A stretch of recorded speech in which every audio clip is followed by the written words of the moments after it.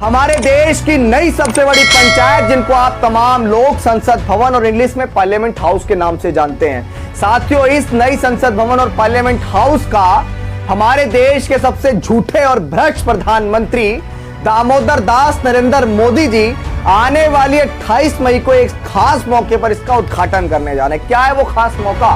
वो खास मौका है कि 28 मई को माफी वीर की जन्म जयंती है, जिनको आप दूसरा नाम वीर सावरकर के नाम से भी जानते हैं। साथियों, वीर सावरकर के जन्म जयंती के उपलक्ष्य में हमारे देश के प्रधानमंत्री नई संसद भवन का उद्घाटन कर रहे हैं। साथियों, मेरा सवाल है इस देश में रहने वाली तमाम जनता से, जो लोकतंत्र में विश्वास रखते हैं, संविधान में विश्वास रखते हैं। साथियों, आप जवाब जरूर दीजिएगा। क्या इस देश में भारत के संविधान के बिना लोकतंत्र की परिकल्पना कर पाना कहीं से भी मुमकिन लगता है?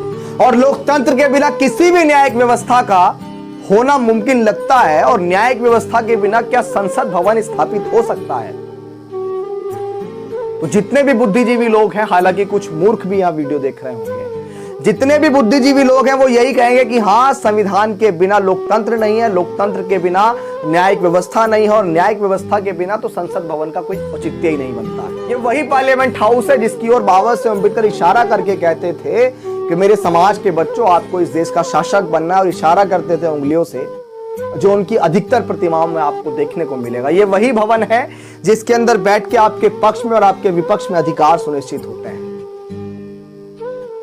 साथियों, वो संविधान किसने लिखा जिससे ये सारी चीजें बन के आई? वो संविधान लिखा भारत देश के करोड़ों शोषित, वंचित, पीड़ित महिलाओं के मुक्तिदाता, अर्थशास्त्र में पीएचडी की डिग्री हासिल करने वाले, विदेश जाकर प्रथम भारतीय, 32 डिग्री धारक, पूरे विश्व में सबसे पहले, भारत देश के प्रथम कानून मंत्री, भारत रत्न। उनकी तारीफ में जितनी बातें कहूं उतनी कम पड़ जाएंगी। हमारे रहबर, हमारे मसीहा डॉक्टर बाबा साहेब अम्बेडकर। डॉक्टर बाबा साहेब अम्बेडकर ने इस देश को सबसे बड़ा, पूरे विश्व में से सबसे बड़ा लिखित संविधान दिया। अपनी दिन रात की मेहनत से बाबा साहेब अम्बेडकर ने वो संविधान दिया। उसी बाबा साहेब अम्बेडकर के दिए संविधान की वजह से लोकतंत्र स्थापित हुआ, लोकतंत्र की वजह से न्यायिक व्यवस्था स्थापित हुई, और उसी न्यायिक व्यवस्था के चलते आज तमाम तरह की चीजों का शिलान्यास किया जा रहा है। बहुत सारी चीजें बन रही हैं, सदन बन रहे हैं, हजारों करोड़ रुपए खर्च हो रहे हैं। लेकिन उसी पार्लियामेंट के अंदर बाबा साहेब अम्बेडकर की प्रतिमा क्यों नहीं? मेरा सवाल है इस देश के सबसे झूठे और भ्रष्ट प्रधानमंत्री से, जो बाबा साहेब अम्बेडकर का अनुयायी होने का सबसे बड़ा दावा करते हैं, जो प्रधानमंत्री बनने के बाद बाबा साहेब अम्बेडकर की तारीफों में पुल बांध देते हैं कि अगर बाबा साहेब अम्बेडकर नहीं होते तो एक चाय वाला कभी प्रधानमंत्री नहीं बन सकता था। लेकिन जब उनको सम्मान देने की बात होती है, क्या देश की सबसे बड़ी पंचायत जिसका आप उद्घाटन करने वाले 28 मई को, क्या बाबा साहेब अम्बेडकर के बिना उसकी परिकल्पना कर पाना भी मुमकिन था? साथियों, ये पुराना संसद भवन है। ये वो पुराना संसद भवन है जिसमें आपको बाबा साहेब अम्बेडकर की ये प्रतिमा दिख रही है। बाबा साहेब अम्बेडकर की ये प्रतिमा संसद भवन के अंदर लगना इसलिए जरूरी है क्योंकि बाबा साहेब अम्बेडकर ने इस देश में लोकतंत्र के लिए, और ये बात बाबा साहेब अम्बेडकर ने कही कि मैंने संविधान में इस देश में तमाम लोगों को वो अधिकार दिए कि जो वोट की वैल्यू एक राजा की होगी, वही वोट की वैल्यू एक निचले तबके की भी होगी। और अब राजा रानी के पेट से पैदा नहीं होगा, वो पैदा होगा तो बैलेट से पैदा होगा, लोकतंत्र से पैदा होगा। राजतंत्र नहीं चलेगा, लोकतंत्र चलेगा। उस लोकतंत्र की नींव रखने वाले मसीहा की प्रतिमा पार्लियामेंट के अंदर ना होना क्या बाबा साहेब अम्बेडकर का अपमान नहीं है?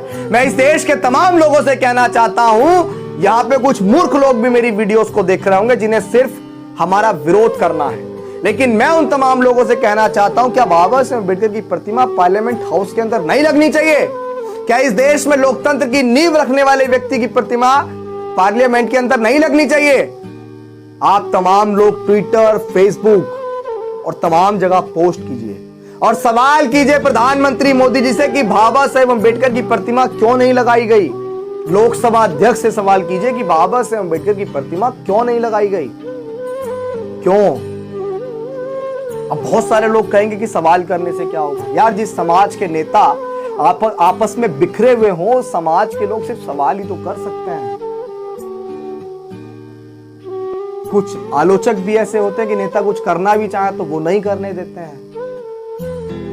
तो यार अब सवाल तो कर ही सकते हैं, क्योंकि जिस समाज में हम पैदा हुए हैं उस समाज में बहुत से ऐसे महापुरुष हुए जिन्होंने बहुत कुछ किया, लेकिन वर्तमान समय में तो जिस चीज से सवाल उठते हैं वो सारी चीजें शांति पड़ी है। क्या कोई भी इक्का दुक्का व्यक्ति बाबा साहेब अम्बेडकर की प्रतिमा को वहां स्थापित करवा सकता है?